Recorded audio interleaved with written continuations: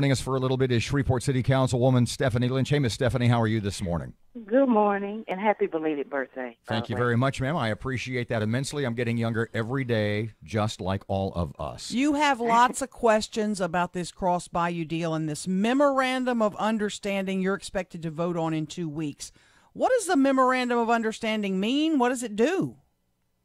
Well, I think right now it may be a memorandum of misunderstanding. The mayor is saying, I still have some issues with the language in it. The city attorney is saying, we don't know if this is what we, want in there. And I'm, saying I need a final document. I don't need one that's going to be changing. If the council passes it, when it gets to the mayor's office, it's going to change. I think the citizens need to know exactly what's going to be in that MOU. What do you expect to take place at the presentation on Monday, I think the 21st? That's the working session, your council's working session. What do you anticipate you'll find out at that meeting that you don't know now?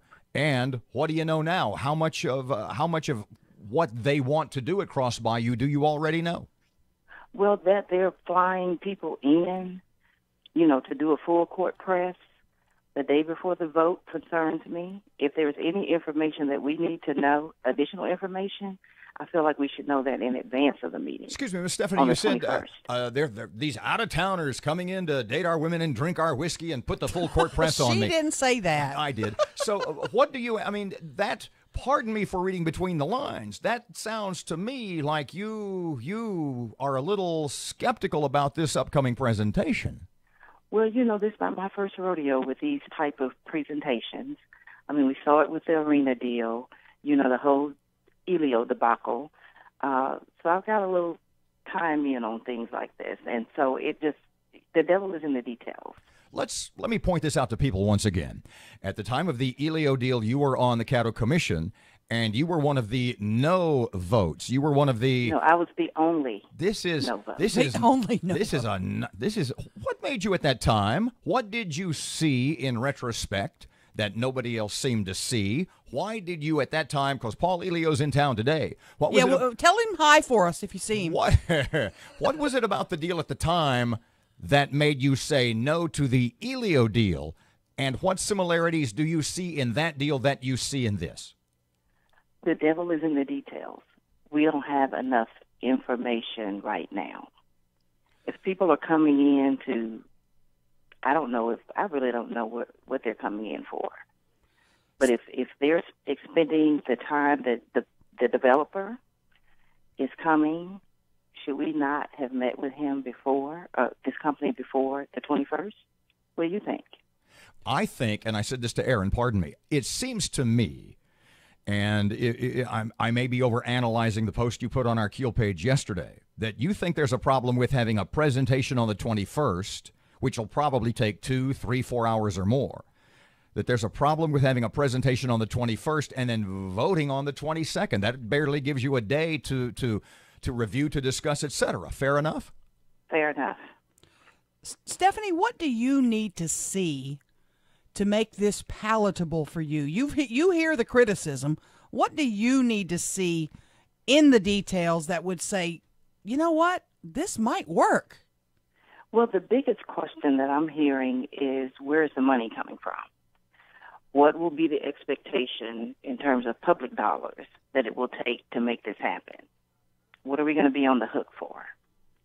Do you also want to know how much the infrastructure is going to be? Because they're going to want roads and water and sewer and all that. I would assume, that no study of that has been done. That no study of that's been done to this point, right? Correct. You're not against economic development and developing Cross Bayou, though, right? Absolutely not. No, I absolutely support that. And the jobs that would come with it. Correct. If I had to ask you, is this a pipe dream to hear the $1 billion figure? Is that something that you go, yeah, right, whatever? Well, that doesn't scare me. You think that would be realistic at Cross Bayou, a $1 billion development? Well, I think they're talking about doing it in phases. So cumulatively over, 10 or 20 years, is that impossible? No, it's not. It's very possible. to do. Paul Pratt was here the other day. We spoke with him, and of course he's made his pitch to the Downtown Development Authority with pictures and maps and drawings, etc.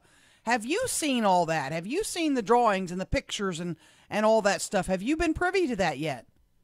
I've not officially seen it. Huh? What does that mean? Maybe you have. I have seen. Maybe they sent you like a text that explain what you mean, please. I've not officially been presented any documentation. Does it concern you that to make this whole thing fly, this billion-dollar deal, that Gateway Development Corporation and all the money people behind it, Janus Realty out of New York, etc., that they really, at the end of the day, only need 4 votes, i.e., the majority of the city council? Does it seem like it should be that more people should be involved?